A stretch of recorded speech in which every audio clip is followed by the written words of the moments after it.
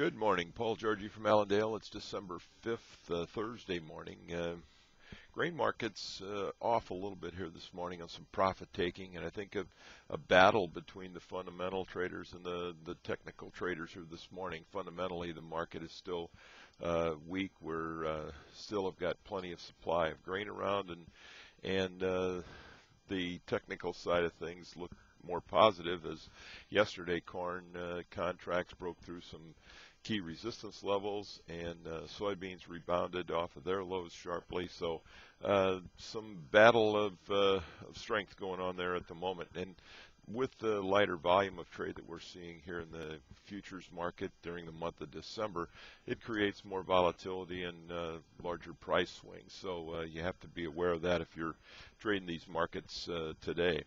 The USDA will be giving us their export sales estimates here this coming, or just in a few minutes actually.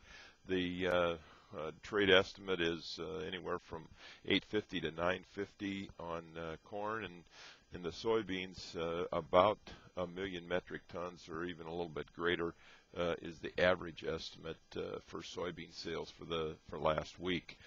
We had ethanol production out yesterday, showed that we were down a bit from last week, but still running at a considerable higher pace than last year, and above the USDA targets.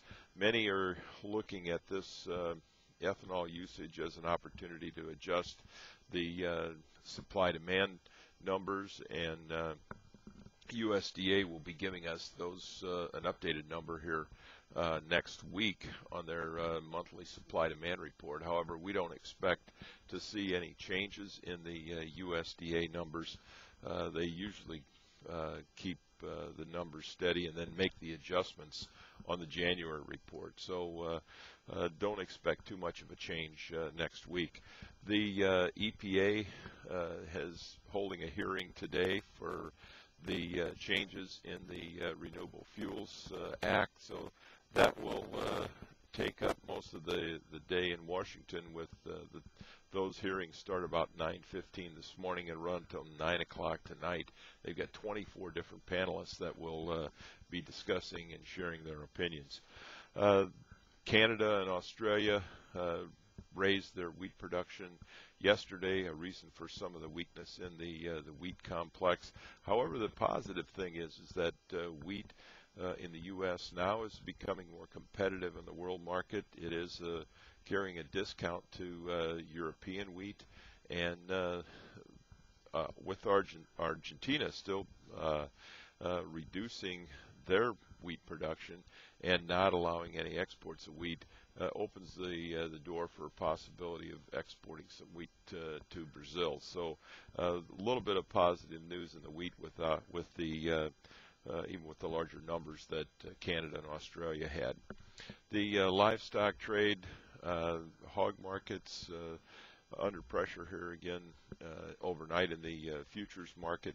Cash hog slaughter is running at about 1.6% this week above year-ago levels, and we should be seeing some reduction in slaughter numbers because of the PED virus. That's what trade's expecting anyway, and a reason for the futures being at such a premium to the cash market. And without reduced slaughter and some support to these cash prices, futures and the cash index will have to come together here next week as the December contract nears expiration. So watch that very closely. The cutout values for pork dropped yesterday, $1.82.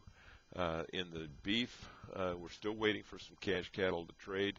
The country and feedlots still feel like we should see steady to higher prices. There's been some bids developing around the 130 area in some locations. No takers at that price at this point. But the cattle, the colder weather that is coming across the cattle area here in the next week shouldn't give us too much of a problem for weight gain, especially if the snow stays away. But tight supplies, tight numbers still should give us some underlying support here in the cash market. So We've got some things to work out here today in the futures market, and reason to stay in touch with Allendale's research.